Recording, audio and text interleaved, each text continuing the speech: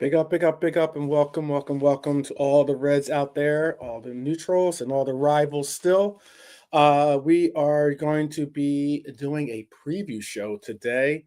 We'd like to welcome all that are in the building. Shout out to Bonkers, Eric, Lee, Hylor, Norm. Make sure I haven't forgotten anyone that I didn't see. Say hello. But hello to everyone. Evening, evening, evening. Good morning to some, good afternoon to others. Oh man, what a big, big game we have on tap for us tomorrow. And I think some of us are being being put as delusional in thinking that we can win this game. Some of us are a little bit more pessimistic, others optimistic in the results that might be going our way. We'll see. We'll see. I mean, realistically, realistically, it's a question of uh, what you really think this team can amount to. I'm going under this the pretense of this going against whatever is the expected right now at this moment with this team. I mean, realistically, we would have probably thought that we would be the defending champions. I don't know if you saw the Dominic Sabasali clip.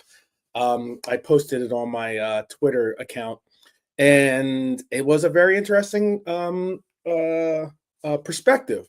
Hopefully, it's not used as some type of locker room bulletin board material for Arsenal, but he stated the way that I'm looking at it, as in Arsenal are not the champions as of yet. Champions aren't crowned in January. So until it is done and dusted, we are still the champions and we need to act accordingly. And it is a case where some of us don't necessarily believe that we are doing a great, great job of such. But um, it's a reason to fight, as Lee Wizkid is saying. So reason to stand up and decide to make a real um, measure of your worth on the pitch tomorrow. So again, welcome back. Let's take a breath. Let's breathe easy. Get the namastes and the woosahs going on. But I'm asking for everyone to be a little bit calm on this one because um, it's a matter of we could do our Stella's got our groove back basically in this game. Hopefully we can do something on the line on that measure at least. Because this isn't just a big match, it's a checkpoint, man. It's something that in the Arsenal are arriving in this match settled. Um, they're protected by form. They'll have the environment, meaning like the Emirates. They'll have the home crowd. Us as Reds, will be arriving, I say, hopefully restless, unbeaten, dangerous. I understand unfinished product, but maybe we can play spoiler on this account. I remember there was a long time when people were saying the comments of Klopp always, often, if not always, stating us as underdogs, no matter who we were playing sometimes, was maybe an overstated situation. But uh, but it's still something that we've gotten kind of accustomed to, and then we kind of shook off now that we're the champs. Now we're back to feeling like we're underdogs again, and it's kind of scary. But we've done some of our best work as underdogs. So you know, one side is defending a lead, the other side is trying to restart a season. Historically, Liverpool um, don't necessarily cower in these positions. They rise when they're feeling slightly wronged, or like in the sense of what we are, the underdog. So tonight is about control versus defiance, and I wanted to get into it with you guys. If you would do me the privilege. So we are going to start. I'm also going to make sure I have all my as get this as well going on. Um, so what we're gonna do is talk about this situation that we have tomorrow and the team that we're gonna be facing. Um, we can talk about Arsenal. I know it's not an easy conversation. Big up Mark Simons, big up Mark. Um, and I'm going to do this as cordial as I can. You know that I know that Arsenal's not our rivals, but it seems like ever since Manchester United have been going through their dark era, where they're going through this era of never really competing, never really being relevant, really. It's been probably a decade since they've been actually such, and a lot of the swagger, a lot of the chit chat talk has kind of dissipated from the Manchester United uh, fan base. They speak up every once in a while, and then they're reminded of their place and others. A lot of them are, holding on to history a little bit, a little bit tightly. But as of late, I would say Manchester City are more our rivals than maybe even more than in chasing titles, at least, than even United, obviously. But Arsenal has tried to stick their toe in the water and try to try to swim in the big pool here, and uh, their fan base can be somewhat infuriating. I would say is probably the best word to use. That is a nice way of putting it. But when it comes to Arsenal, this is not a coronation. It's certainly a stress test. Their football right now is about reducing variables. They keep the ball, they reduce transitions, they like to compress matches, is probably the best word for it. And their average is over like 60% of possession at home, which is meaning that they like to tend to be a possession based football team, especially at the Emirates. They concede fewer than 9 shots per game.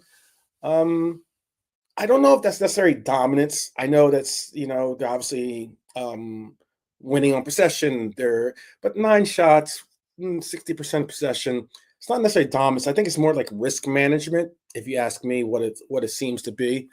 And it only works if nothing goes wrong. And something always goes wrong. A miscontrol, a deflection, a second ball. That has to be what we will capitalize on. That's where the Arsenal side is vulnerable. They don't like to live in chaos. They want control. They want calm. We need to bring back a little bit of that chaotic order to this team. I know people have been settled into this slot control ball, and this is such a great transition from the chaos and the heavy metal aspect that Klopp brought. Well, I want to turn up the notch on the volume a little bit. I want to get my wiki scratches on the turntables here and bring some chaos back to this team. Bring some actual confusion for our opposition on figuring out what to prepare for so we are not predictable. I'm going to star your I will star your lineups. I see some of you putting lineups in the chat. I think I saw another one up earlier. If you're putting lineups, I'll star them for when we bring the lineups up. Um, and if I missed it, just tell me what I missed out on. Uh, True Non, big up, big up. I'll have to. I watch either. I try to watch quasi stream live streams live, but sometimes even though well sometimes we're in the same time zone, sometimes we're not, but when we are in the same not in the same time zone, um he broadcasts so early in the morning that I'm unable to watch some of his shows other than on replay. I do watch him on replay, so I'll watch that one on replay for sure and see what you're talking about with Fozzie. But but back to what we're trying to say is this, people. Um Primarily I would like I don't know about you, but do some of you miss the chaos? Do some of you I'm it's an honest and genuine question. Do some of you miss the chaos that this team used to exhibit? And I don't mean it being, unorganized and undisciplined. Do some of you honestly miss the chaos that we would get from Lucho or Nunez or like some of that actual chaos that all of a sudden out of nowhere lightning could strike. I do. That's why I'm asking the question, of course, but I'm just wondering if you do out there in the chat.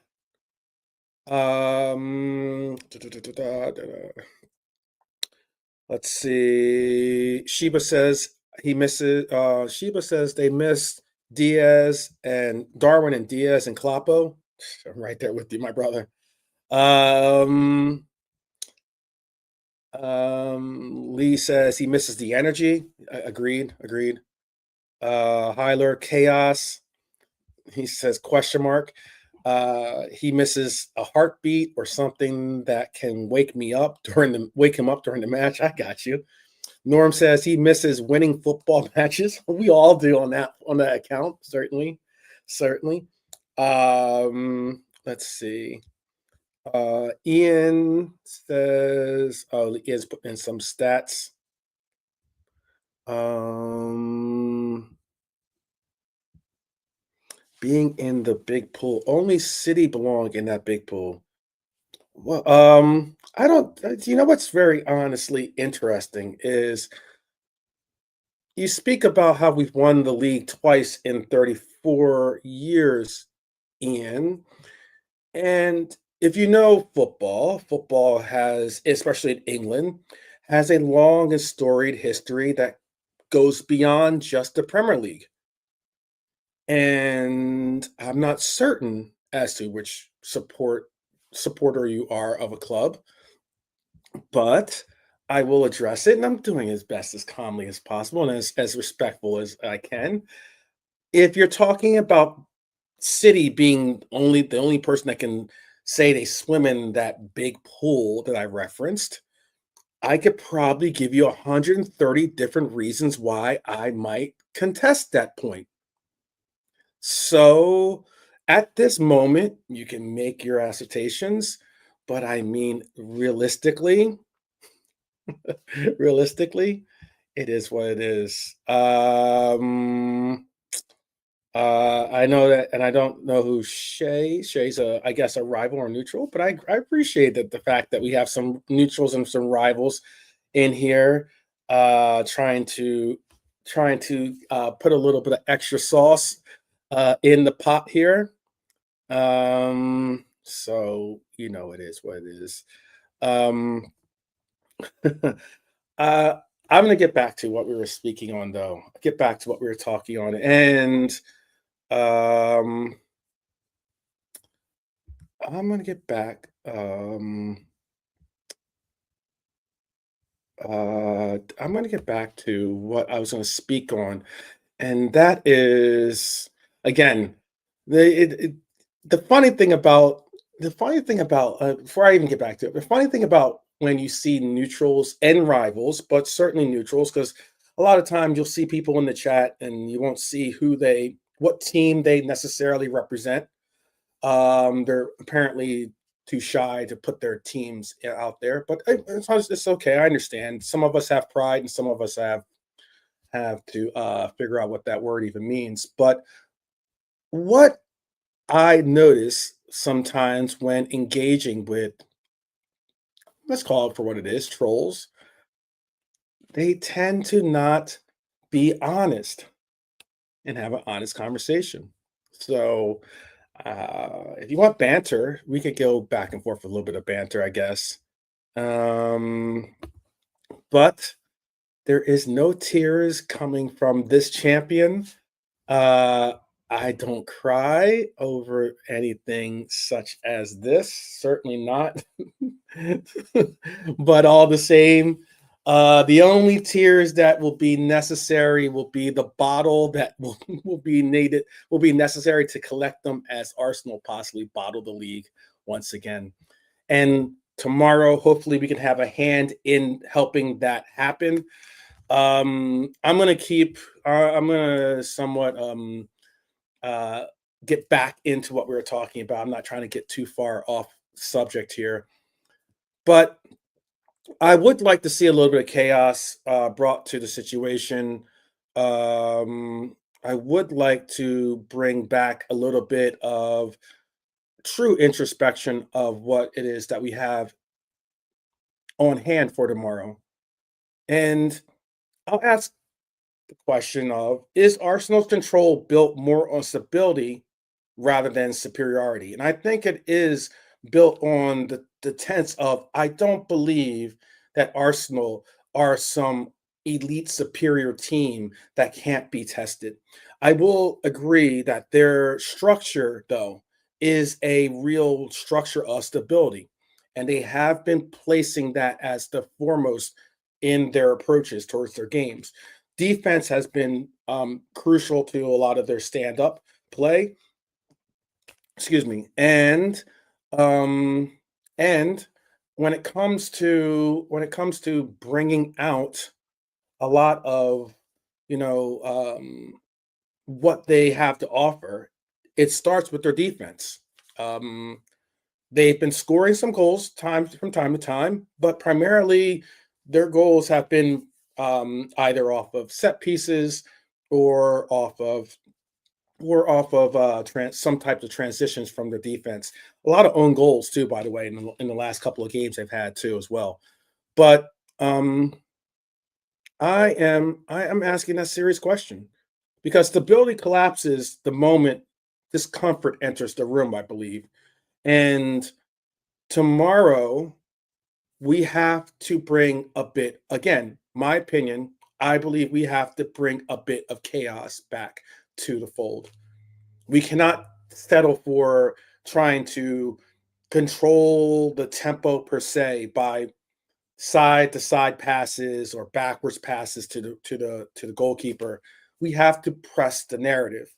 And that is the perspective I'm hoping is going to be a key um, in Slot's plans for tomorrow. I think also, um, I think also you have to look at who does who do they have available? Who does Arsenal have available? Now, they have some key injuries being on their team tomorrow, and that could be looked at as being in our favor as well. Um, there is there is a lot of um, bring this back. There's a lot of question as to whether Havertz is going to be involved in the game. I don't believe he will be. I know that he was, I believe, on the bench the game before, but didn't get involved in the play. I don't know if necessarily this magnitude of a game against a very high octane or um, high profile team like Liverpool would be the game to bring in Havertz. If they do, fantastic. Hopefully we can take advantage of his rustiness and the likes, but I don't believe he's going to be involved in tomorrow's matchup. Um, But there's a question of, do Arsenal have a second gear if their control is disrupted? That is the real question of where we're going to we're going through. I think Ian and Shay are possibly, by the way, to the chat. I think they might be for the same club, if not just a troll. But um, again, it's a testament of what you get when you deal with some Arsenal fans. By the way, I know he says, all jokes aside, Liverpool have been unbelievable last 5 years, but it's roundabouts. Your time is done. There is a new kid on the weight machine, and that kid is the January title winner, I guess. I don't know.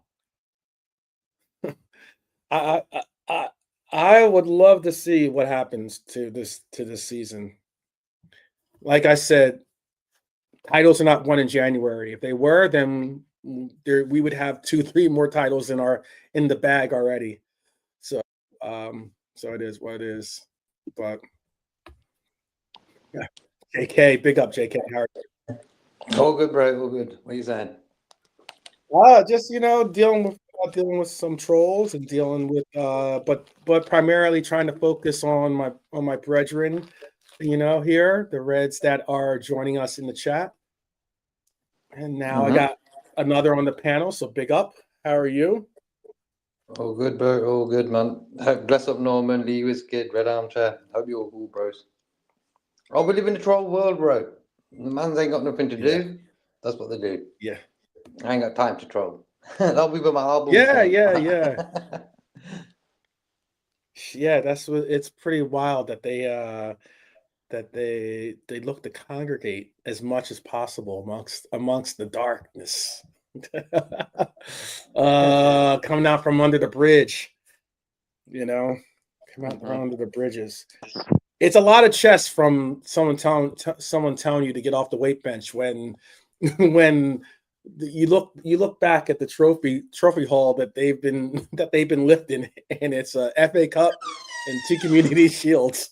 That's a lot. That's a lot of chess.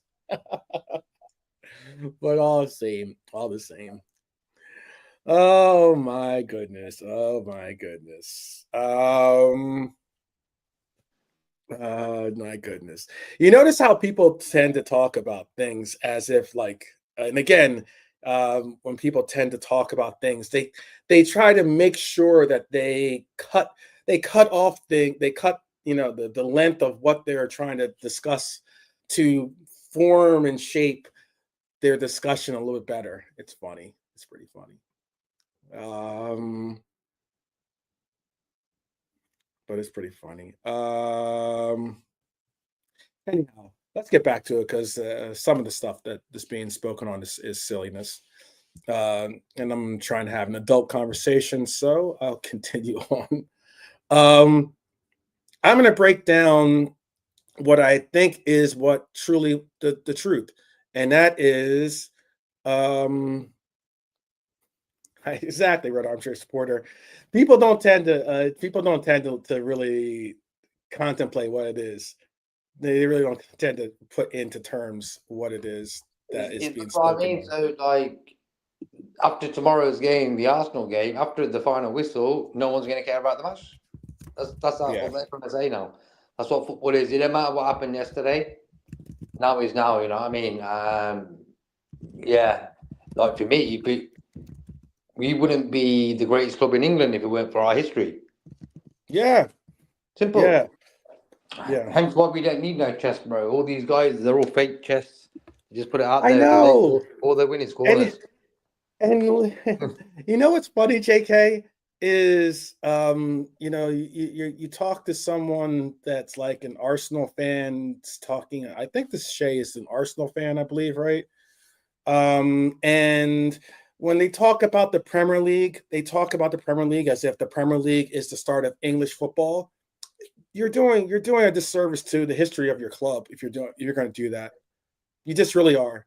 You can put things into errors. You can say the Premier League era, or the top flight era, if you want to call it that. but you don't necessarily do yourself justice if you think that all football only existed in the Premier League. And what's funny about it is you talk about 33 years and we've won 2 Premier League titles in 33 years. But yet you then bring up, okay, well then what did Arsenal win in 33 years? Oh, they've won 3. Okay. Big difference.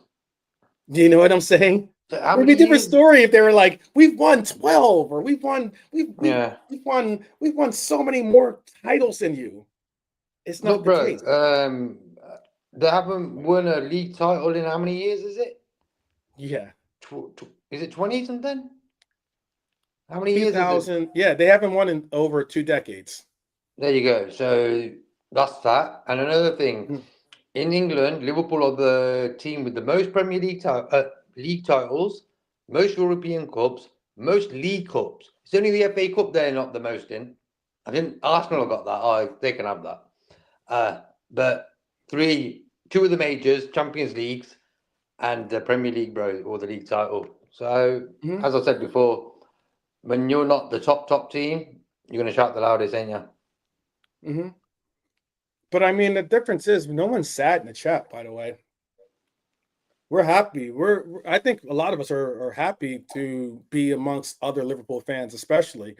So, it's one of those things where, like, again, banter is banter. If you're going to bring up statistics, you're probably bringing them up against the wrong person to bring them up against. That's just the case when it comes to trying to debate someone. It's difficult to debate someone in the chat also because you can't have actual intellectual dialogue between the two of you or discourse between the two of you. But it is what it is. It's someone trying to get in under the skin and rattle someone that. That's funny, man. I'll just keep it. Yeah, I engaged in it. I'm done with it, and we can move on. But I think I'm going to ask you some tough questions here, JK, because I don't think Liverpool are not broken. I think they're unfinished, basically. Liverpool aren't necessarily falling off or at some stage where they can never rebound. I think that there may be just more an unfinished product. We've unfortunately had some injuries that have prevented us from seeing the team truly, evolve into the team that we wanted to transition to. But there are some things that are pretty wild about this club if you really look at the statistics of it. We are second in the league for shots, for instance. You wouldn't have probably thought that, but we are second in the league for shots. Creating chances, we are amongst the top in creating chances, actually. Occasionally, you do see some real form of play on the pitch. You see us playing brave football. But the issue has been certainly we have not really had a firm control over the outcomes. We've allowed for certain teams to, get equalizers or the like, especially in the last 9 games. We've had some unfortunate circumstances, taking the lead, allow for the team to equalize, taking the lead again, allow for a team to equalize. We don't need to necessarily see that happen. But it's something that this team needs to draw and continue to improve on. That's why leads feel fragile at times. That's why draws feel heavy, I guess you could call it. I know injuries remove anchors. I get that. But no Salah, no Isak. Endo is not even available. Ekitike is in limbo. It removes the continuity that you want for a team. We had finally started to get used to maybe seeing 2 strikers, for instance, in our front line. And then we get the horrific injury to Isak. Again, injury that should have been a red card, in my opinion. or a foul or a challenge that should have been a red card, in my opinion. But all the same, and now we're with Ekitike. And now Ekitike is starting to, weather a little bit under the pressure of, sustaining his fitness with the injury that he's trying to get through currently. But continuity is how control is built. And I'm asking you, are Liverpool reacting to problems or are they solving them, in your opinion? Are we really reacting well to these problems? Do you agree with the solutions Slot is putting out for our team, or do you think that we should go different directions? He sort of steadied the ship after we kept on losing by 3 goals in games this season. You know what I mean? It was a mad time. He sort of steadied that, but all in all, bro, he's not pushing it to the limit. Like, he's got 5 gears there, 6 gears if you want a sports button or whatever. He's only playing first, second gear football, bro.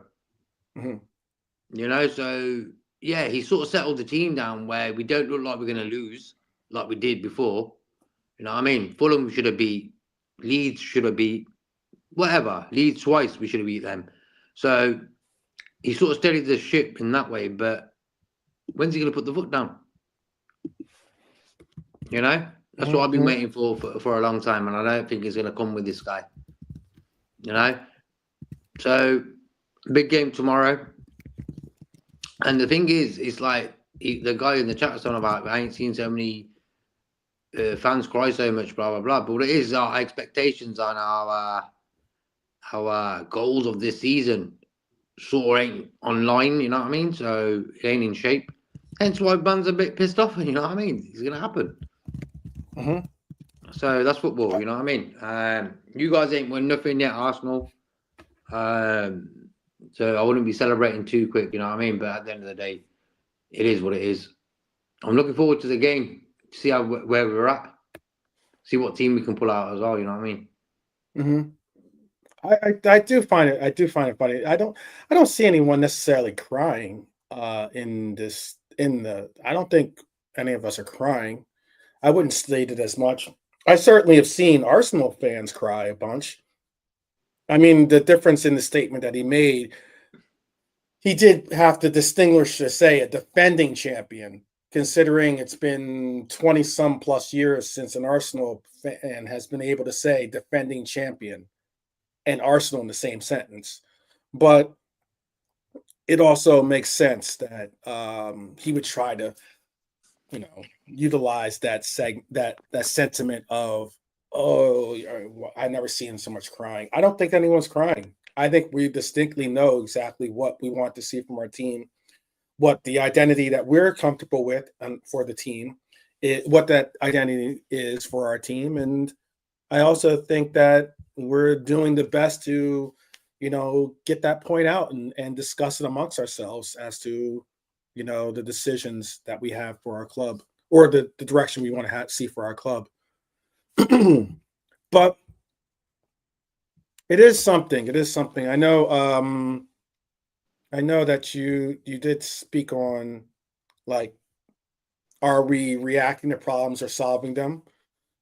I think that's important because reacting keeps you alive or at least alive in the conversation. Solving makes you definitely dangerous, obviously, in being able to see problems on the pitch, create them, and adjust to them. It's something that this coach was very good at. I'd like to hopefully see him return to that level of continuity or that level of confidence when it comes to the second half adjustments. You know what I mean? So it is something to see if this coach can make a rebound on that. But I think right now we're all reacting to what we see on the pitch. Right now we're reacting to teams reacting to teams' unpredictability can sometimes not be an easy thing to garner, but unpredictability is sometimes something that you need in a team. and I'm hoping that we can get a little bit of unpredictability, that little bit of chaos. You weren't here when I asked the chat earlier if they missed the chaos, but I do miss a little bit. I do miss the chaos, to be honest with you. I do miss the unpredictability of your Luchos, of your Nunez's and the likes. Yeah, Being exactly. able, But that's about geez, like I was saying in yesterday's show. Them type of guys are Arnie Slot's nightmare. Um, he he likes robots. yeah, He likes robots, bro. Football is a game of for robots, but you need a bit of freedom in that robot. You know what I mean?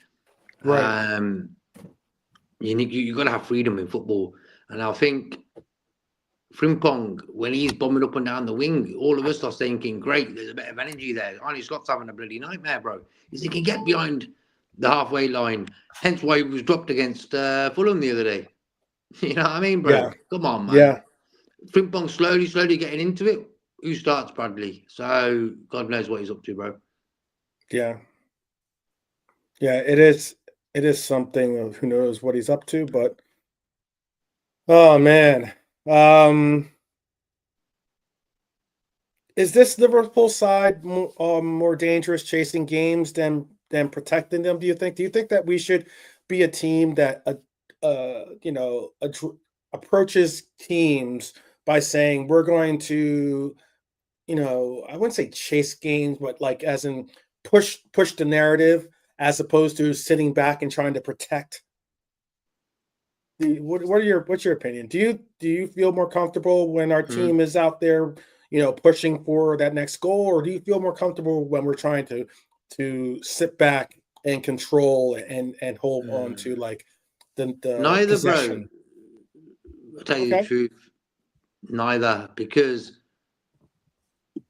Leeds late goal we let in to lose the 3 points. Same against Fulham. So holding on to Leeds ain't great, is it? When you look at No, it. no. Um, phew. Lee says neither as well. Red Armchair is saying if you sit back, you'll concede set pieces, which is a disaster for us. Agreed. Agreed on that. That's why.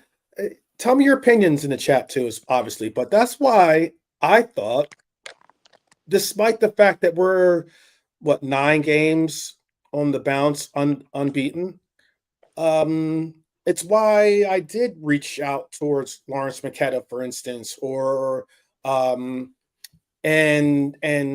try to speak on the narrative that he was speaking on was, oh, we had patterns of play, and we were, our defense was better, and we were this and we were that, and I'm like, he's picking on the positives, and that's all well and good. You can definitely point out things that we've improved on, but the final product is the most important thing, and in those games, whether it was the Spurs game or even the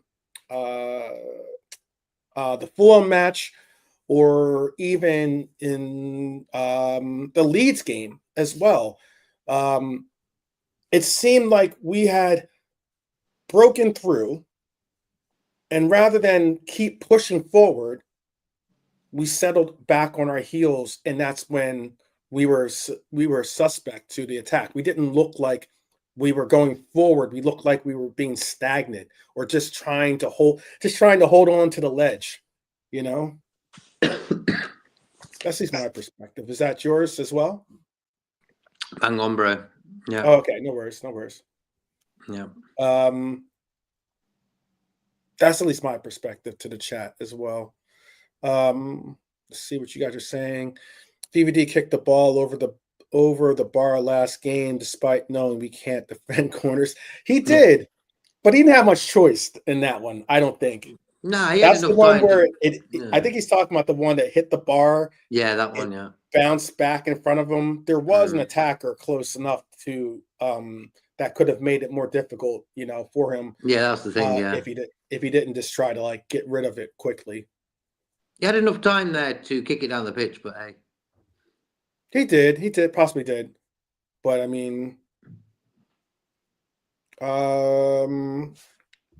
well, Do you believe this? Do you think I think this game is going to be won in the midfield.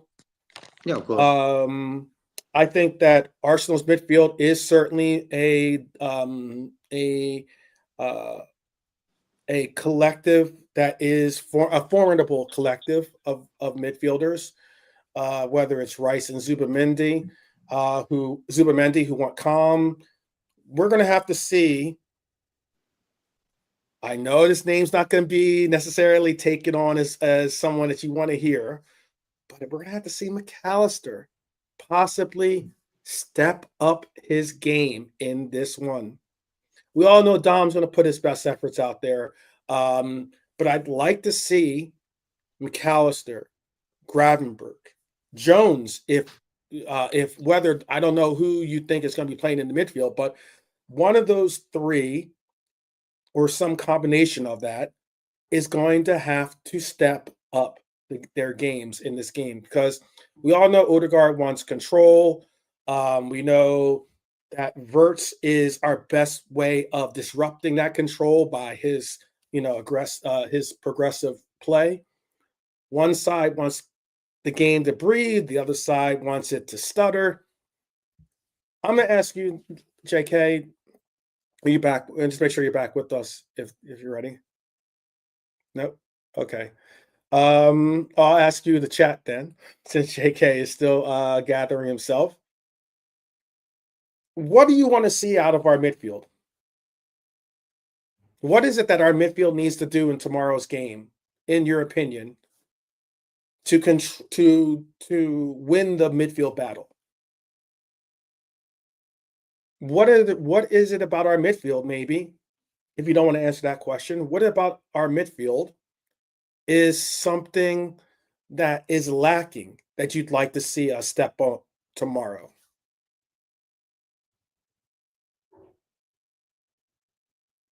Bournemouth 1, by the way. Excuse me, Bournemouth 0, Tottenham 1. Thank you, Hylor. For those of us that didn't, I unfortunately did not set my fantasy football team for this week because of all the mix up. I'm behind on setting my fantasy football team, so my team is going to suffer this weekend. Or this weekend is going to be this week of football. Fantasy football is going to be tough for me. I'm missing a defender. I think I'm missing a midfielder. Oh, it's going to be a struggle. What are some of your answers? Let me see what some of your answers are. Grad needs to wake up.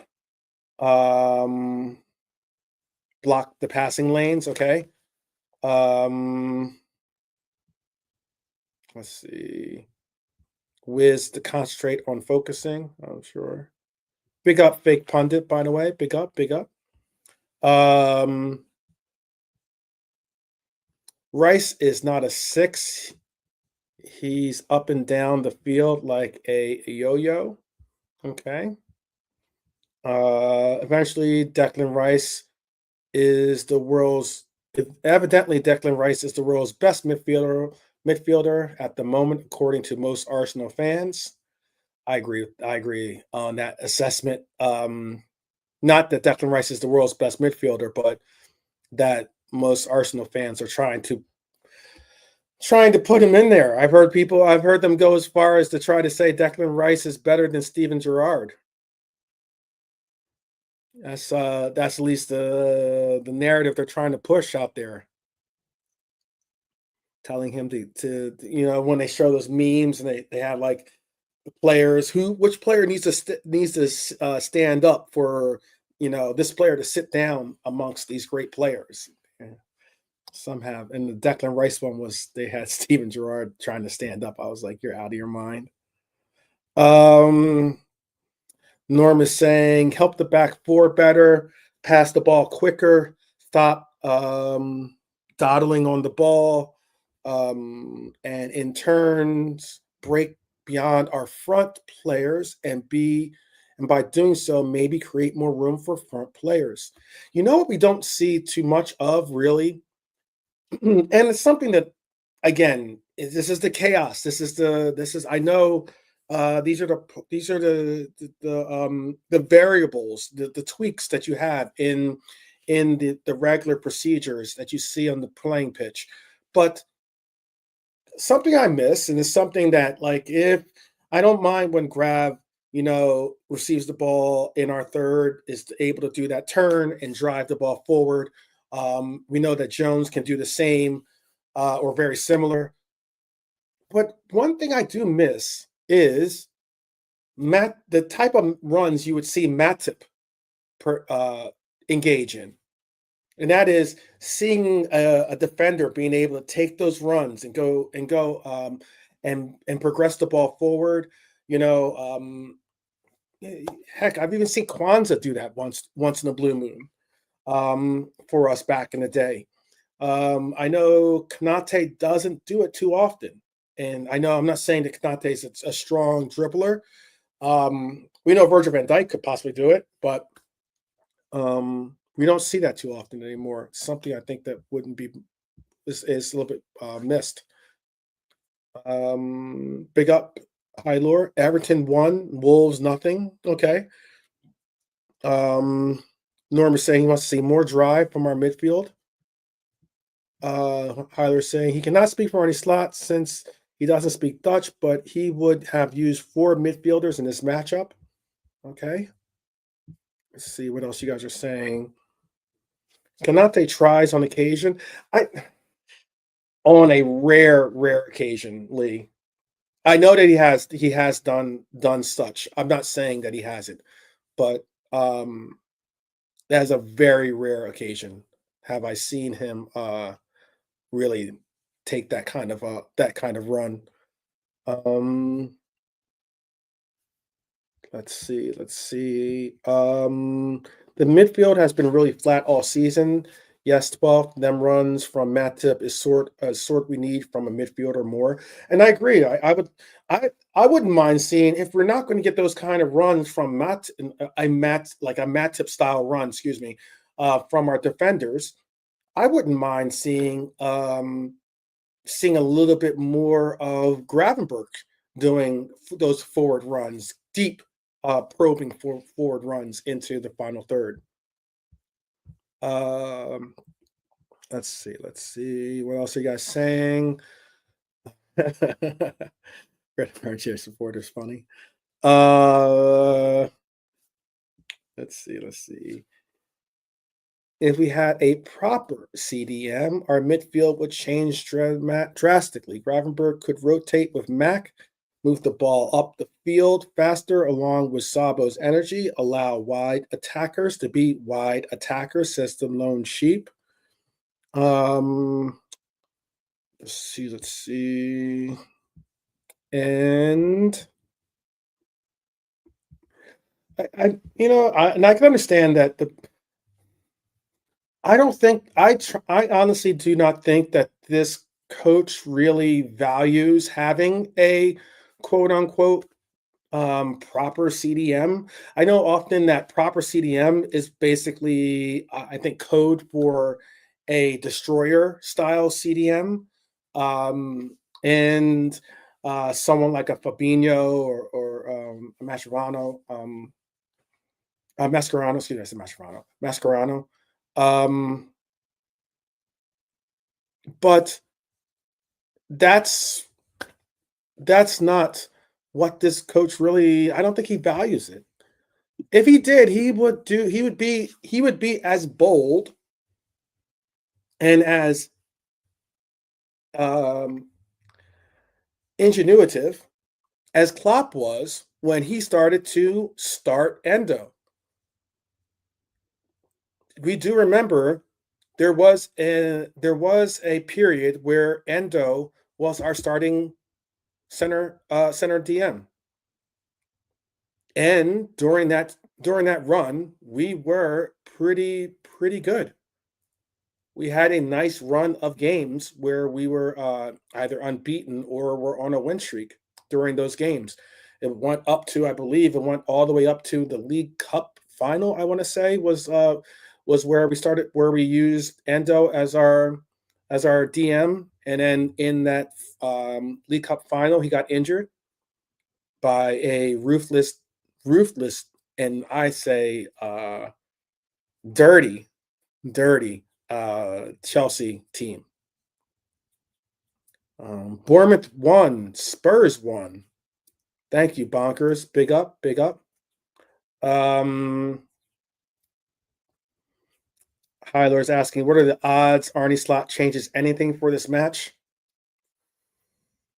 That's a good question. It's a very good question. I'm gonna go back to our last match. Bunch of games already obviously in going on right now. Bournemouth, Tottenham are again like 1-1. Brentford, Sunderland is 0-0. Crystal Palace, Villa 0-0. Everton 1-0 at home against Wolves. Fulham, Chelsea. Chelsea are playing a man down early in that game too, by the way, against Fulham. They are a 10-man Chelsea side going against Fulham at home. And that game is 0-0. Manchester City is 0-0 versus Brighton at the Etihad. And that's where we're at currently. We also have a Burnley Man U game and a Newcastle Leeds game scheduled for later this evening. But let's see. I don't know. I think JK is still dealing with something. So I'm just going to move on to what we need to do and what we need to bring up, at least when it comes to the lineups, the reveals that we probably are thinking is going to happen for this game. Because we do need to see a little bit more fluidity out of Liverpool. Arsenal is a stable unit that we're going to have to definitely try to create some movement instead of some movement against, instead of the stagnant style of boring, let's just call for what it is, boring play that we've seen our team go back into or necessarily rotate towards. I'm going to bring up the lineups if you guys want to deal with that. Let's get into these lineups. All right. So I saw some of you had lineups that you brought up. Norm is saying he believes the lineup's going to be Ali, Bradley, Robbo, Virgil, Kanate, Gomez, Dom, Grav, Jones, Neoni, Gakpo, Verts. Is that all of them? Wait, 1, 2, 3, 4, 5, 6, 7, 8, 9. Yeah, so no, wait, that's too many players, I think. 1, 2, 3, 4, 5, 6, 7, 8, 9, 10, 11, 12. You gotta, I guess he means Neoni or Gakpo. He must be Neoni or Gakpo in that role for him. Hyler is predicting Ali, Bradley, Kanate, Virgil, Robbo, Frimpong, Dom, Grav, Jones, Verts, and Cody. I think that's the lineup. Other than Cody, I think it's no, yeah, it is the lineup I think that we went with last week. Let me see.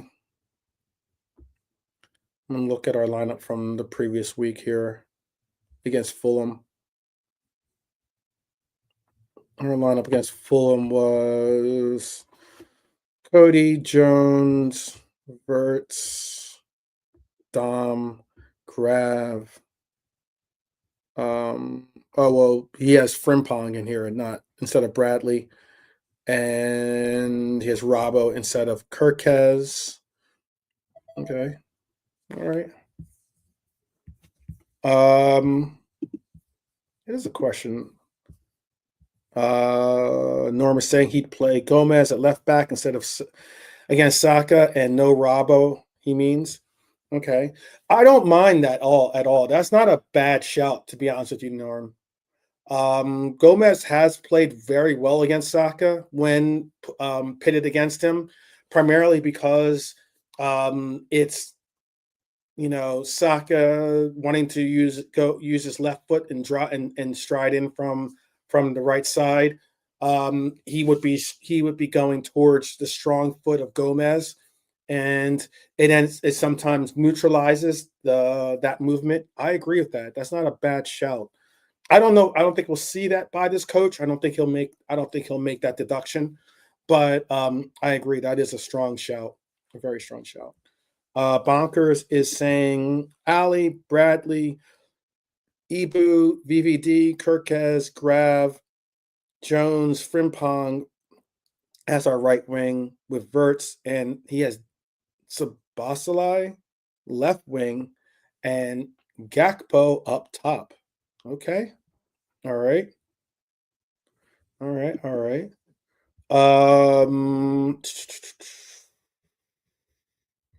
Holler says, let's see. Da-da-da. Yeah, I know. It's all good. It's all good. So we might need 12 players against Arsenal. Who knows?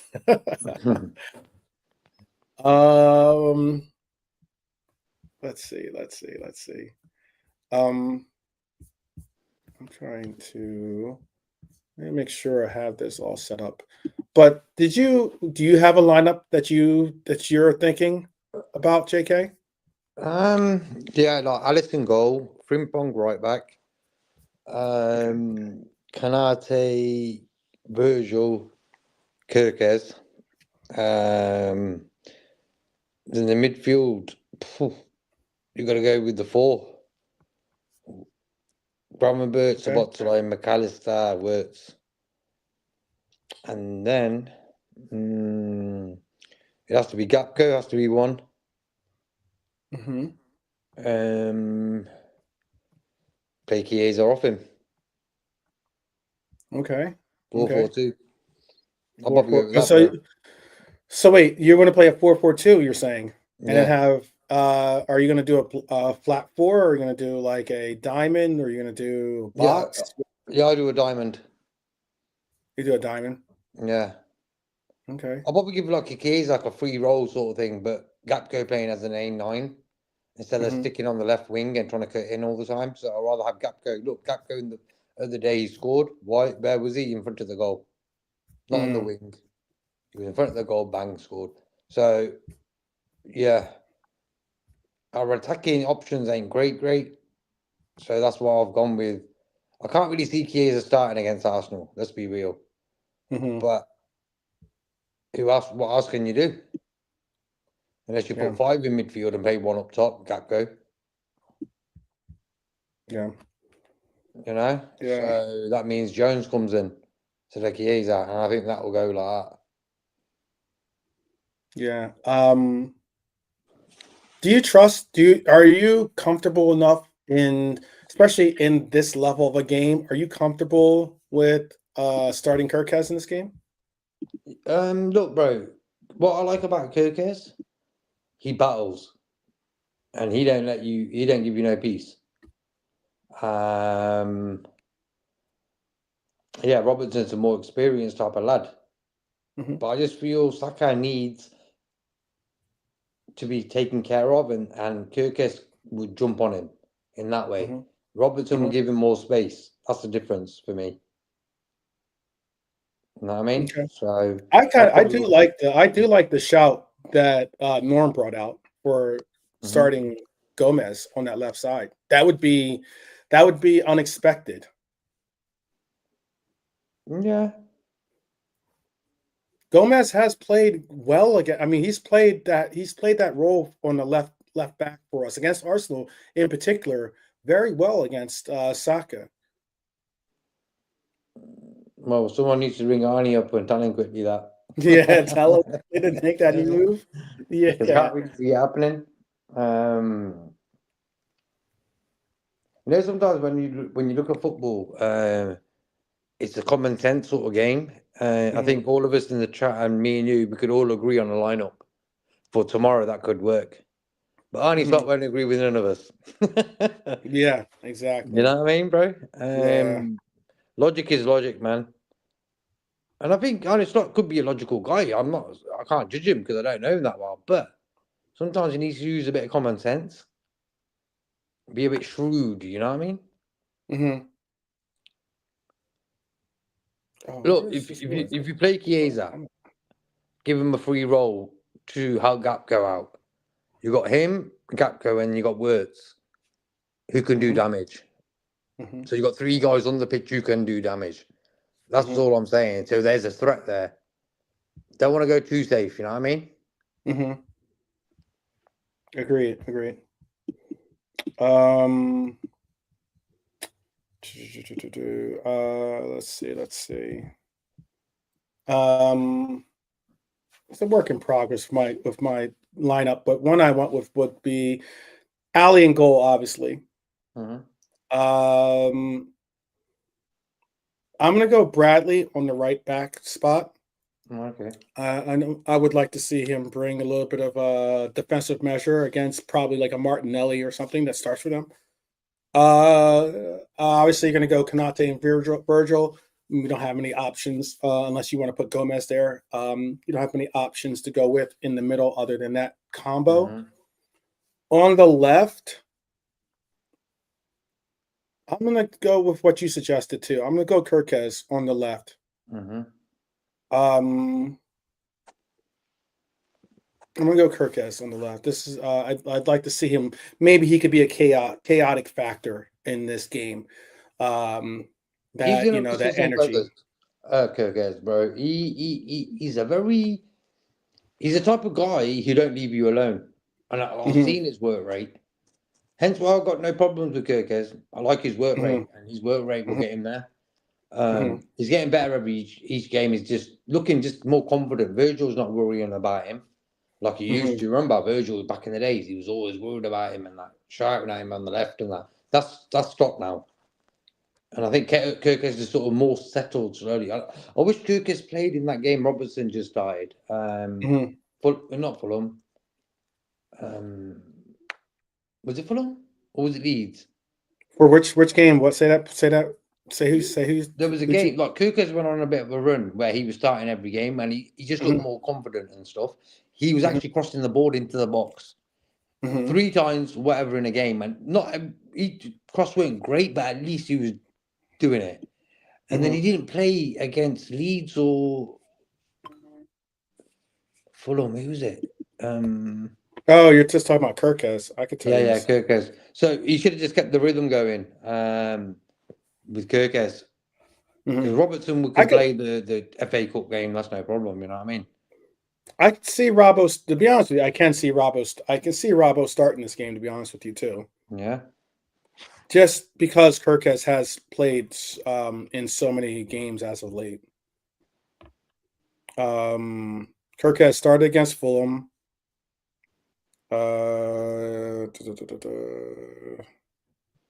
Robbo started against Leeds. That was the game, bro. Hmm. Kirkes, I wanted Kirkes to play that game. Yeah. And then Kirkes started against Bournemouth. So if we're going by the trend currently, let's see. I think he started in this game too. The last time Kirkes started 2 games in a row was Wolves and Spurs. I think he might even started Brighton, but let me double check. Yeah, he started. He had 3 games in a row where he started Brighton, Spurs, and Wolves. So I don't think he started in this game. Yeah, that was the last time because Robbo started against Inter. So Brighton, Spurs, Wolves were all Kirkes, and then you saw Wolves. Excuse me, and then Wolves was the last game he started in. The Leeds game, Robbo started. The Fulham game, Kirkes started. You could see maybe Robbo starts in this if he wants to do this, rotating left back situation go on. Um, but it's a real question. It has to be a draw. Let's have a 3-3, not a 0. If it has to be a draw, let it be a 3-3 rather than a 0-0. Okay. Um, yeah, it'll be interesting. So then So Robbo, Kirkez, coin toss. Again, I don't think Gomez is a bad shout. I don't think we'll see it, but I'll go Kirkez in this matchup. In the midfield, when it comes to our pivot, I think you will see McAllister and Grav in our pivot. That's at least my perspective of what we'll see. Going beyond that, you see Mac, Grav. Then in that, I do have us going a 4-2-3-1, by the way, despite the fact that I would like to see what JK just said, a 4-4-2. But we're going to be looking at, I think Cody starts up top. Aketike, I don't think Aketike is got the fitness to start this one. So again, we'll see Cody start up at the point. Now, who's going to be in that 3? That's a big question as to who you prefer. Whether you want to see Verts on the left, Dom in the middle, Frimpong on the right, or if you want to see Dom, Verts, and Jones. Maybe Jones starts on the left, Verts in the middle, Dom on the right. I don't really want to see Jones on the left. What's that? I don't really want to see Jones on the left. He was against Fulham. He was always on the left. What happened? He did nothing. Yeah. Do you want to see Jones even start at all in this game? Do you think? No, I don't mind him because I think him and Wirt sort of link up pretty well. But you have to stick tight to him in the middle of the park, not on the left. Like he's waste of time, bro. What you going to do there, bro? Unless you're going to pull that Everton goal out again, don't go on the left. I know Verts has played on the left in Germany, but again, I don't want to see him play. I want to see him play centrally. Same as. I know that might be sounding a little bit selfish, I guess. I don't know if that is the case, but I'm not really interested in seeing him play in the left side. I want to see him play central, and I want to see him play maestro for our team, as opposed to really doing anything else on the left side, maybe getting sometimes a little bit lost out on the left a little bit. But that would mean, do you start Frimpong in this game? Would you you consider you would? Yeah. His energy, bro. Like him and Words need to link up more. They do it in games. I've seen it. But that's why I was a bit disappointed Frimpong didn't start against Fulham. I was thinking this lad. So who gets the odd man? Who's getting the short straw then? Well, Conor Bradley can hit the bench, innit? So you want Frimpong as a right back? Yeah. Oh, okay. And who you're going to have as the right wing again? I'm sorry. Like it would be whatever. So Botsley, Wirtz there, because Wirtz floats everywhere. You know what I mean? Thing is, Frimpong is more lively if he plays on the right side up top. But yeah, that's a different sort of formation altogether. Then. Yeah, it's a different different concept of what we would try to be bringing. I don't mind Frimpong in the game. At this moment don't want. I would prefer to see Bradley as a right back. If we're going to include Frimpong in the mix, I say have him be a right wing, our right wing attack. I think that we're going to need some energy and some stamina to contend with dominating the midfield. So I would have Frimpong as a sub, not as a starter in this one. Me personally, at least, I would. I would play Dom out on the right wing. I'd have Florian Wirtz in that middle spot.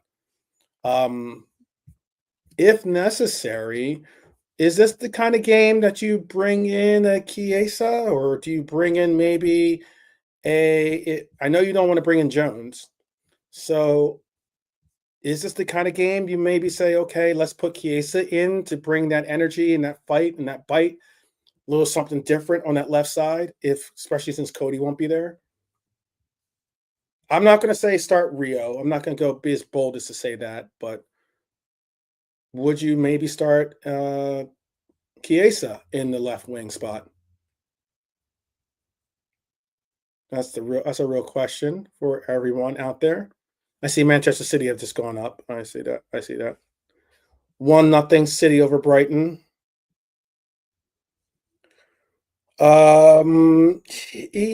Ekatike is not that far off from being able to play or be counted on. I don't think though he is ready for this one though. This is too high intensity, I think, to try to get a measure out of him in this one. At least that's what it's seeming to be. Let's see. Let's see. Lee Slot said he may train today. High lore. Coin toss. Yes, it is a coin toss. The he may train today type thing says to me that he's more doubtful than an assurance to be a part of the lineup. And if that's the case, why risk him? Why risk one of our best goal scorers on the team to a lengthier time on the mend? I think it's not a good idea. Peter thinks that Slot is bluffing on Ekatike. You think Slot is doing an Arteta, basically? Uh, Allegedly flubbing or stretch doing some white lies. Do you think he's doing that with the lineup, trying to keep them preparing for one thing and then hit them with another? The way he did with like that. I remember one time he did that with Saka against us. Saka wasn't going to play, and all of a sudden he's in the starting lineup. Yeah, who knows? Who knows? Who knows if he's tough enough or not tough enough? That's a good question.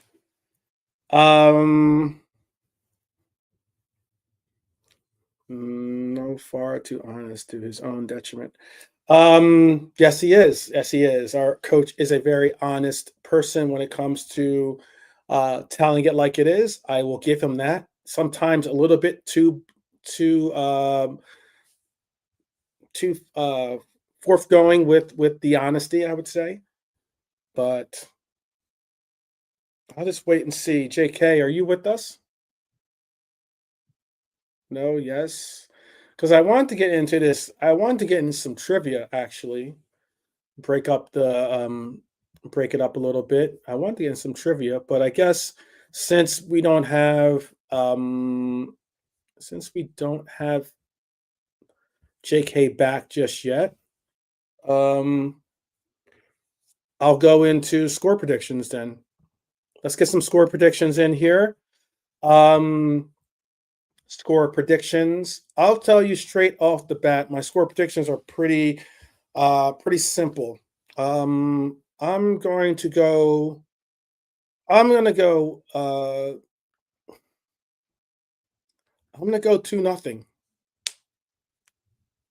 I'm gonna go 2-0. I would like to have a. I would like to see this go our way, obviously, so that we can make a statement, so we can kind of humble some of these Arsenal fans. Um, just on banter alone, humble them a little bit. I don't know if I'm all the way on the side of the fence that Damis Sabasli is, and thinking that there's a chance for us to be written into the title contention any longer. But I will go as far as to say I do want to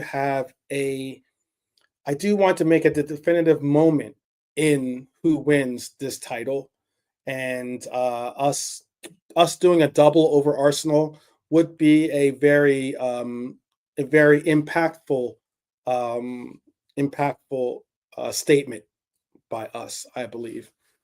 All right, I'll bring in your scores. I'll give you my scores in 1 second for my 2-0 prediction. But 2-1, Lee Wiskett is saying, Red Armchair supporter saying 1-0, same as Anfield. I guess he's maybe saying we win by a free kick, or if not a penalty, maybe. Arsenal 3, Liverpool 0, says Trudon. This game is a free hit, so go for it. I'm with you on that, Lone Sheep. 2-1 Liverpool. But he said, I guess that's what his heart is saying, but his head is saying 1-1. Fulham is up against 10-man Chelsea, 1-0 too, by the way. I'm going 2-0, like I said. I'm going to go with a McAllister. I'm going to go with McAllister as the party starter, and I'm going to go with Rio off the bench as a not go ahead goal, but as the brace, or as the final nail in the coffin to get us the 2-0 win. I'll go with Rio off the bench to get a second goal. Does he even play Rio? I don't know. Should he play Rio? I think so. But, but we'll see. We will see. We will see. Still waiting for JK to come back. I don't know if we're going to have JK to come back or not. Hey, bro. You there? Yeah. Okay. All right. Let's get this trivia segment in before we do this one last segment and wrap up this preview. Especially since we've got nothing but Reds. It seems like finally we got the house to ourselves. No more somewhat unpleasant company trying to troll and put their feet on the furniture. That doesn't go down well here, people. That doesn't go down well. No matter if you're in the chat or if you're on the panel, that does not go down well. So I picked up a little bit of a like a pub style quiz, I guess you'd call it. I wanted to see if you can answer some of these questions. They're by the numbers. Are you ready for this one, JK? Yes, no. Okay. I think JK is away again. Then I'll ask the chat. Can you participate with this one for me then? All right. You good? Yeah, I'm all good, bro. Okay. All right. This is the first question of my pub style quiz here. 12th man's pub style quiz here. Pop quiz. All right. I'm going to say, how many times have Liverpool beaten Arsenal in the Premier League? Oh. How many times have Liverpool beaten? I'm going 15. 15 times, you're saying. Okay. Yeah. All right. I'm just seeing if the chat wants to chime in on anything. Chime in on any of those.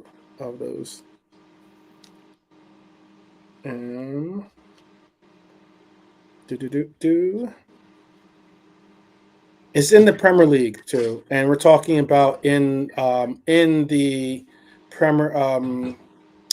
We're also talking about the Premier League era, obviously. 13, 18, 15 was JK's guess. Oh man, I wish that our trolls were here right now to hear this number, because they probably are the ones checking out when they hear this number. But 19. 26 times. Oh. That's the highest total any club has against them. Someone was always talking about, oh, you only have 2 champ. It's context, people. Context. Liverpool have beaten Arsenal the most times in the Premier League. No other team has more wins against Arsenal than Liverpool. There you go. I'm waiting to hear. I suddenly, it's so quiet in the chat from our Arsenal. Where did they go? Where's the company that we had earlier? Are they crying? Oh man. Big number. All right. Yeah, I know. All good. It's only banter. It's only fun. Fun banter. It's only fun banter. I'll ask you this for hopefully maybe our the Arsenal brethren that are trying to congregate with us today know this answer. How many times have Liverpool completed a Premier League double over Arsenal? How many times? 9 times. Okay. I'll see if the chat has some answers for that one.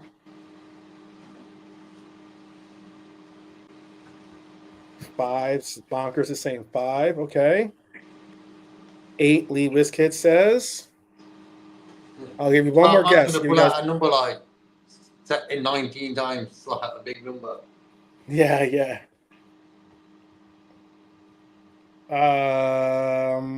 See if anybody wants to take one more guess at it. No more takers. Wiz knows. 8. 8 is very close. It would be 7. 7 times. Obviously, Lone Sheep said 9 as well. Yes, it's been 7 times that we've completed a double. If we can do so tomorrow, that would be 8. So let's hope for let's talk about 8 baby tomorrow. I don't know. That's not how the song goes. But yeah. It does show that this fixture is a difficult fixture to complete the double on, but it definitely shows it's not impossible. Okay.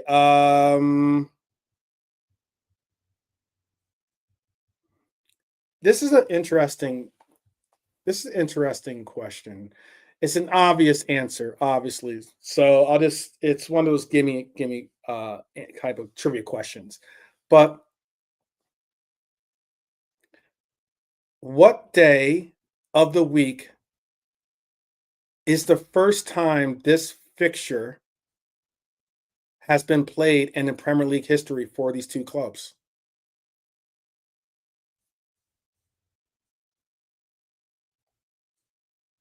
What is wild about that question is when I saw it in the statistics, I was pretty amazed that it was the case.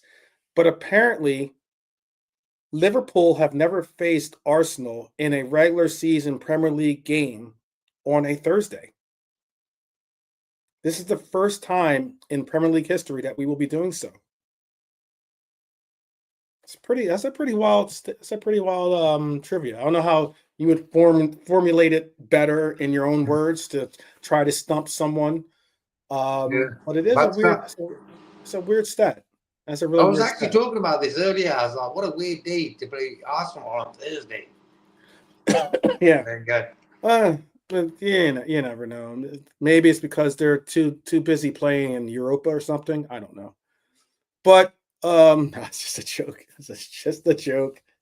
I know they're in Champions League with us. I understand that. I'm just saying. From talking about previous years. All right. All right. I'll ask one from our opposition's perspective.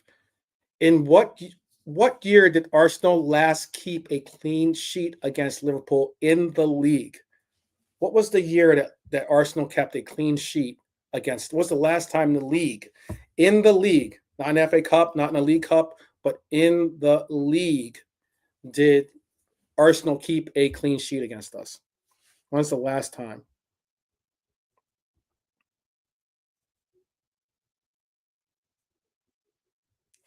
When is the last time that has happened?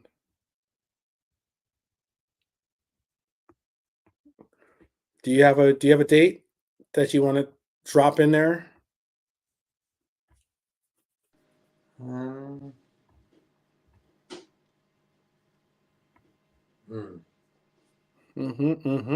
Yeah. 2024 is the shout. Yeah, I'll go with 2024. You will. I don't know if you want to. Maybe try earlier. I'll give you another shot. 2012. In 2024, we it was we tied them 2-2, and Arsenal won 3-1 against the 10-man Liverpool squads.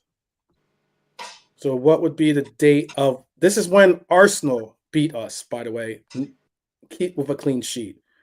When's the last time Arsenal won with a clean sheet? There's been plenty of times we've beaten them with a clean sheet. But when was the last time they won with a clean sheet? Is the question.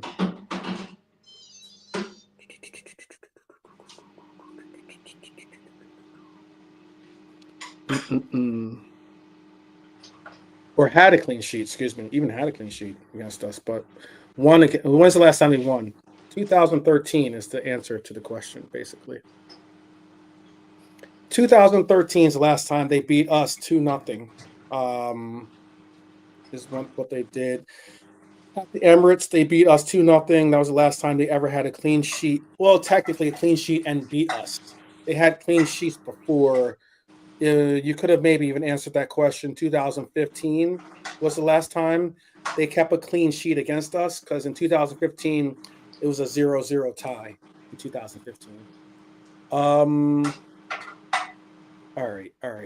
That's over a decade ago that they did that, so that's something to say. All right, how many Liverpool matches this season have seen a goal in the 90th minute or later? How many times have we seen a goal in the 90th minute or later? How many Liverpool matches this season have seen a goal in the 90th minute or later? And that includes, obviously, our opposition. Yeah, it does sound a little bit like that.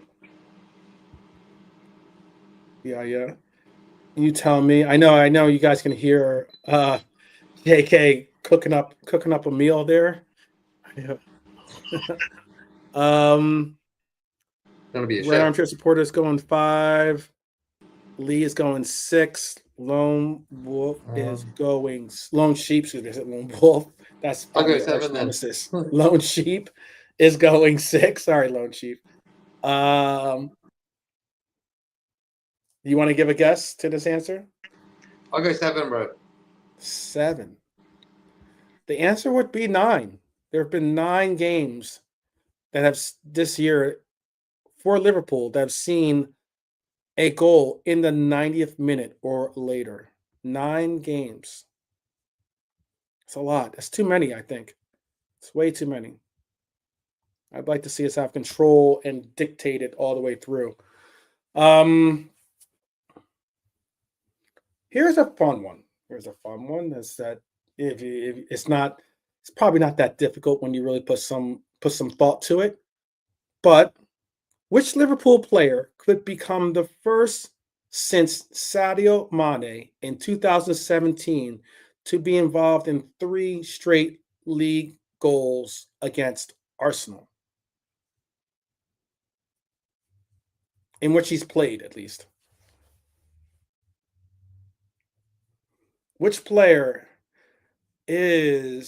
player could be the first player since Sadio Mane in 2017 to be involved in 3 straight league goals against Arsenal? Red Armchair supporter, league whiz kid. You would be correct. That would be Dominic Szoboszlai. What a way to go out. Oh, wow. It makes me want to like readjust when I set that answer out loud, it makes me want to readjust and say, rather than McAllister, maybe have Dominic Szoboszlai score just so he can keep the goal, so he can, create a little bit of history for those Dominic Szoboszlai haters that I was talking about yesterday. But we move. All right.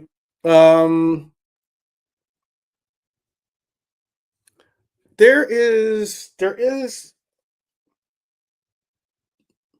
this one's an interesting one because I think off the top of my head, I think there's only one other player that has more than Dominic Szoboszlai.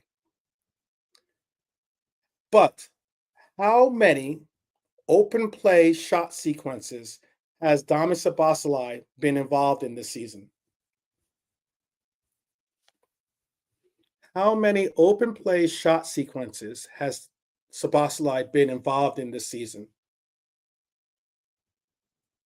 Only one player has more than him, and that is unfortunately that's Bruno for Manchester United. And I'll give you this hint. When I say open play shot sequences, the number it's a 3-digit number. It's a 3-digit number. I'll give you that hint at least.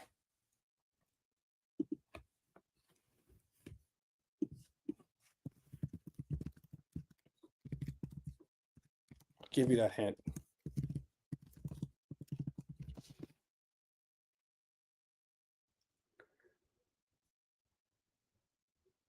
And open play shot sequence means that it's like it's a way of saying that you might not be the person taking the shot. You might not even be the person that gave the assist or the pass for that. But what it means is it's a series of connected actions, meaning passes, movements, screens.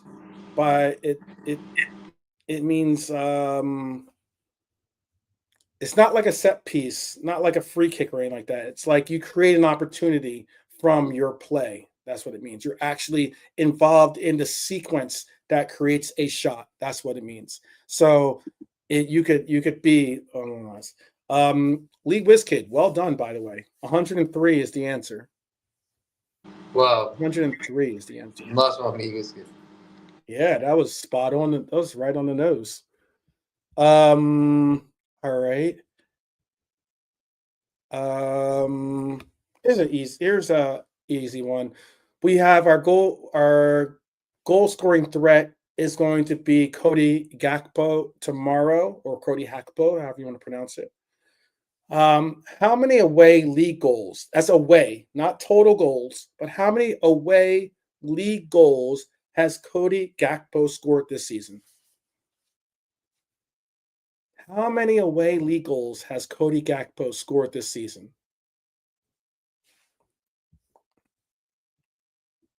And I'll give you extra credit if you can name the teams he did it against. Lee Whiskers is saying 6. Red Armchair supporters saying 1. You got an answer for us, JK? 3.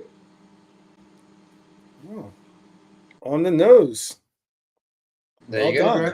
There you go. Can you name the 3 away games he scored in? Fulham. Okay, that's one, certainly. Last one, Red Armchair. Let me think.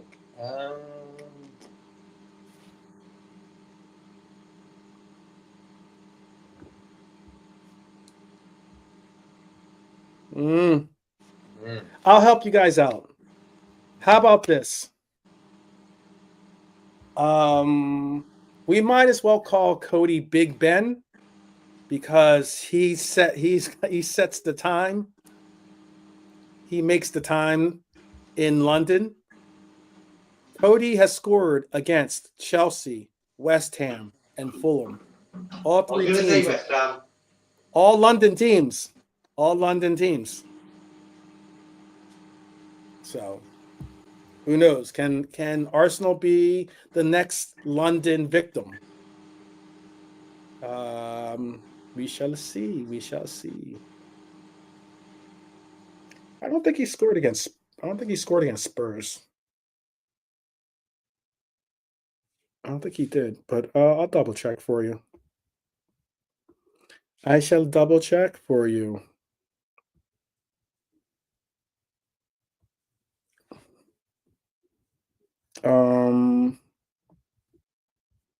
I don't think he scored against Spurs, to be honest with you. I will double check though. You know, I like to be accurate. Where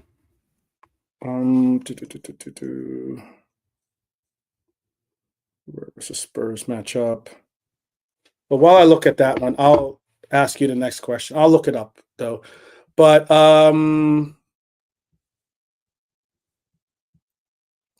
I'll ask you this. How many consecutive league games has Arsenal conceded in against Liverpool? So how many games has Arsenal conceded a goal? How many consecutive games has Arsenal gone in conceding against Liverpool? How many games has it been? How many games? And I'm going to look at the Spurs answer. Is 12 your answer? Okay. I went back too far. That's why. 12 is not the answer. Lee says 23. Okay. That's a lot closer. I'll tell you that much.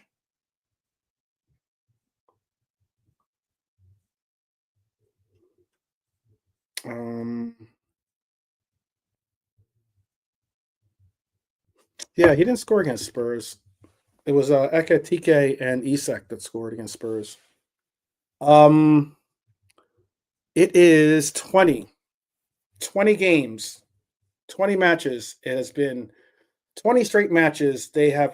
Arsenal have conceded a goal against Liverpool. 20 straight matches. Hopefully it becomes 21 tomorrow. All right.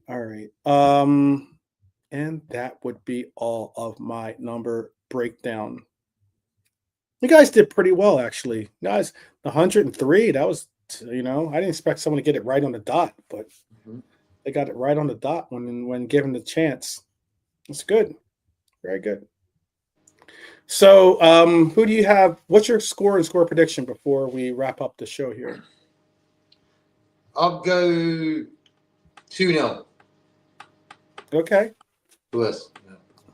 Okay, that's what I went with. Who's your goals? Who's your party starter and who's your finisher? McAllister and Wirtz. Oh, all right. I had McAllister and I had Rio off the bench, but okay. Yeah. If Rio gets in, I think he'll score a goal. How about that? If he doesn't get in, because there's no guarantee Rio even gets to play. If we're up in this game, if we're up 1-0, I don't see our coach putting him in. If we're searching for a goal, yes, I can see him putting in Rio, but and there could be a case where he puts Rio in when McAllister's still in the game, and McAllister and then Rio score later on. But I'd like to see Rio get a goal in this game to kind of shake things up. What is it about Bashetic that you wanted to know? Hi, Lore. What is it about Bashetic that you wanted to discuss? Shout out. What I don't know what Lee is bringing up something that happened on Quasi. I'm gonna have to watch this episode. Apparently, I would have watched it anyway. I watch all the Quasi shows. I try to watch and always especially to the content creators that I'm friends with or cordial with. I'll give it a watch. I even watch the ones that I don't like. To be honest with you, I watch them just to hear what they're talking about on the other side of the spectrum from what we try to discuss on this channel. But like, yeah, I just wanted to know what happened. Did something go down? Nah, blessedly Whiskey for that comment. No, I'm always sort of positive, bro. Like, you can take the obvious, no doubt, don't get me wrong, but when you go into a Liverpool match against Arsenal away, I'm not saying they're going to beat us. Let's just leave it as that. Mm-hmm. Yeah, I Oh heard about that man. today. Oh my goodness, man. That is wild. Do you know how long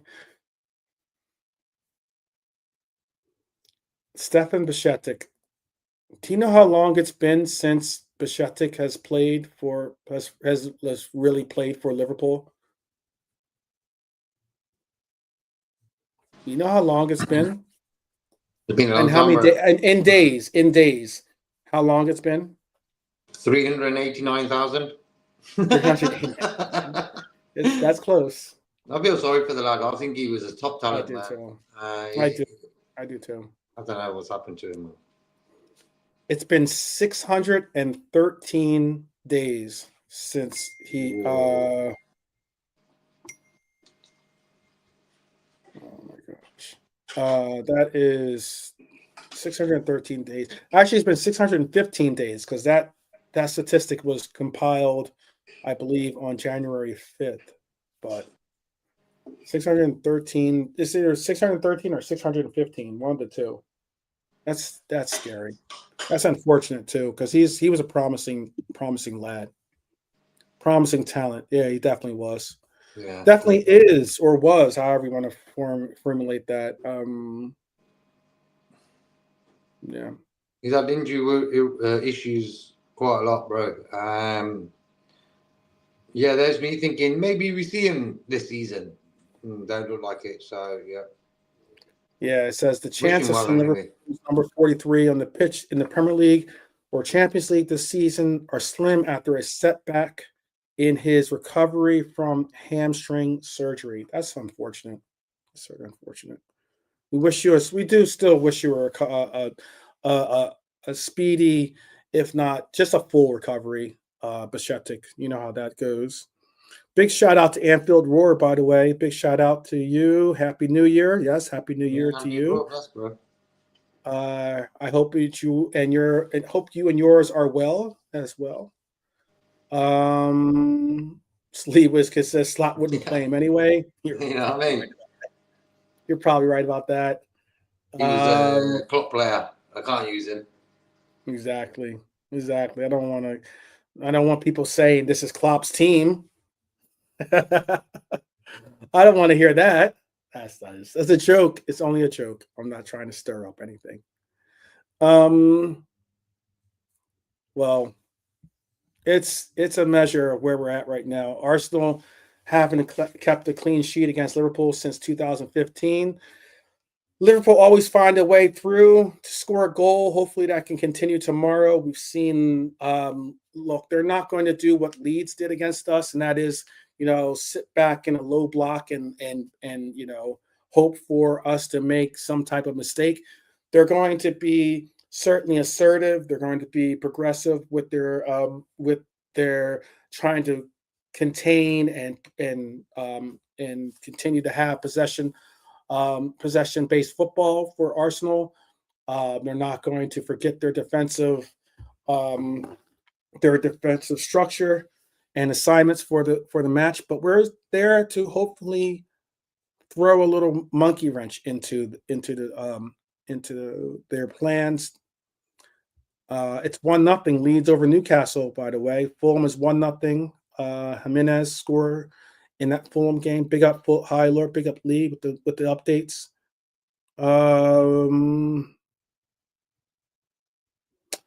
But yeah, I'm hoping history can hit twice here. We need some chaos. We need certainly some fortunate. I'll even take luck if that's what we need for tomorrow. I'll even take luck.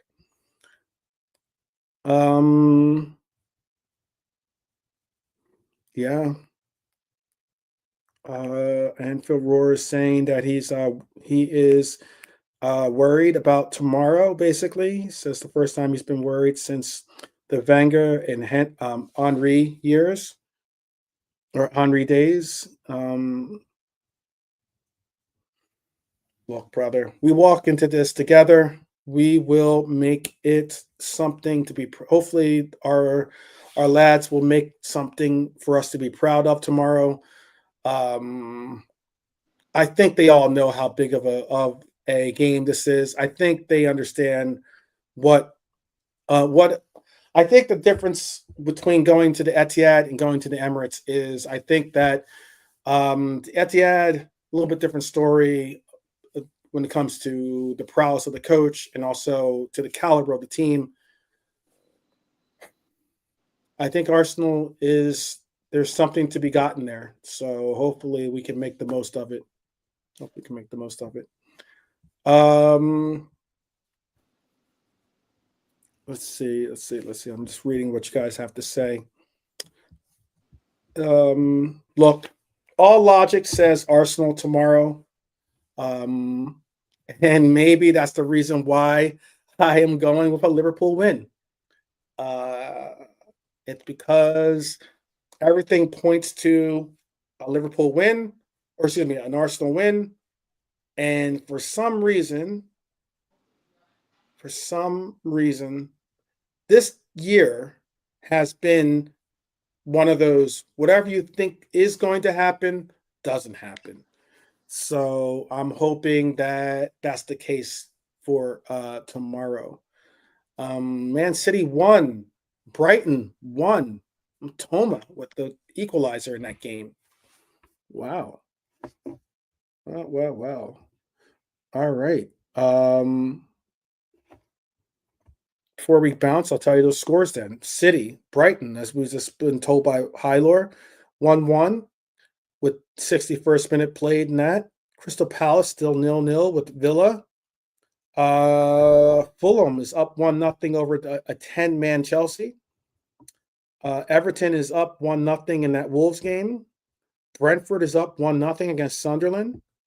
2-1 Bournemouth over Spurs. 1-1 in that Newcastle Leeds game. And Burnley. That game has just started at Manchester or at Burnley, excuse me. Burnley is up 1-0 over Manchester United. Burnley leads Manchester United 1-0 at home. Our game tomorrow would be the final game of round 21. So yeah. Only one game in the book so far. Forest 2, West Ham 1. It is what it is, people. Let's get this win tomorrow. Let's hold our heads high, people. We don't do any there's no crying in football, you know. So we're not going to be the case. That's not going to be us.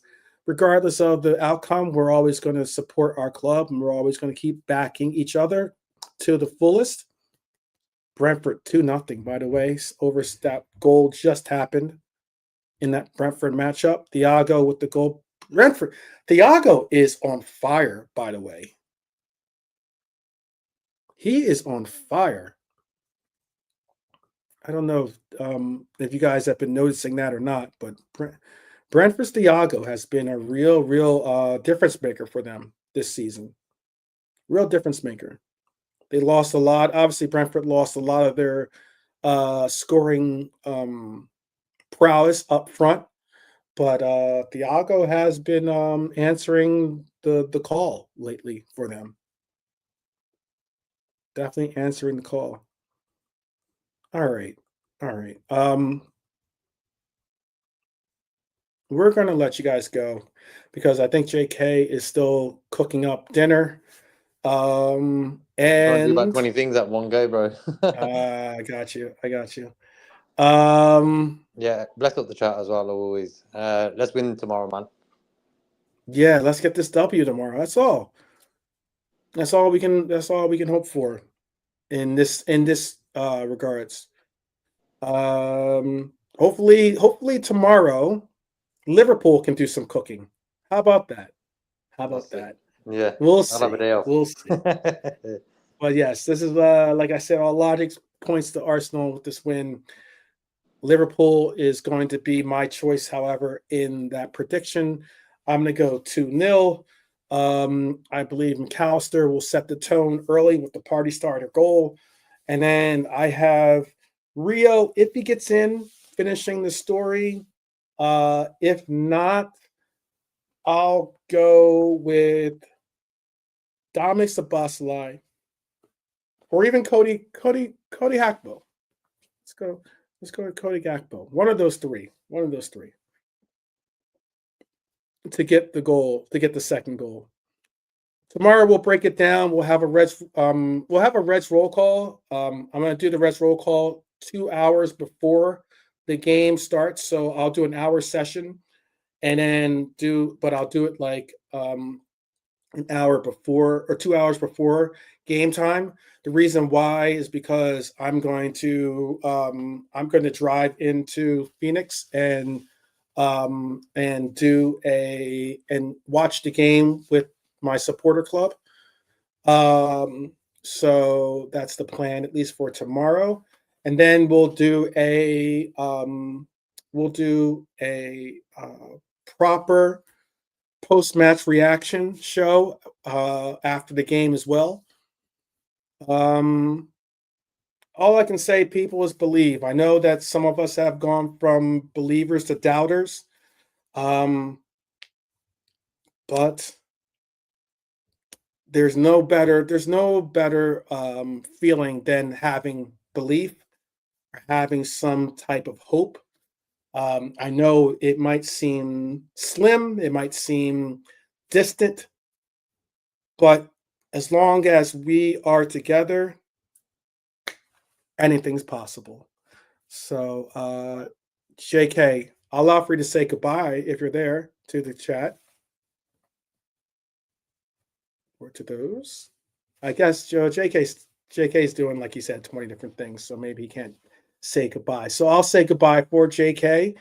I also Bis Morgan, and I'll also say up the Reds, and you'll never walk alone. To each and every one of you Reds out there, please join us for the Reds roll call tomorrow. See what part of our lineup predictions we got right. See what part of the lineup that we do see Slot go with. If it changes our perspective of who we think is going to score, who we think is going to start the party, who we think is going to basically be the game winner, possibly tomorrow even. We'll see all that tomorrow. It'll all unfold. I hope that your evening, morning, afternoon, whichever the case is, whenever you're watching this, is a beautiful one. Ooh, Everton won. Wolves won. They keep pushing. Wolves are trying to make a difference this season. They're trying to crawl their way out of relegation. But they've got a long way to go. Long way to go. Yeah, definitely a long way to go. But it's one step at a time. So, anyways, up the Reds each and every time. People, we appreciate you joining us. We will see you tomorrow. Hopefully, I'll have a panel with me tomorrow for the Reds roll call. I'll certainly have a panel assembled for the post match. I'm positive on that. So until tomorrow, Peace, stay people. and definitely we'll see you tomorrow. Take care, everyone.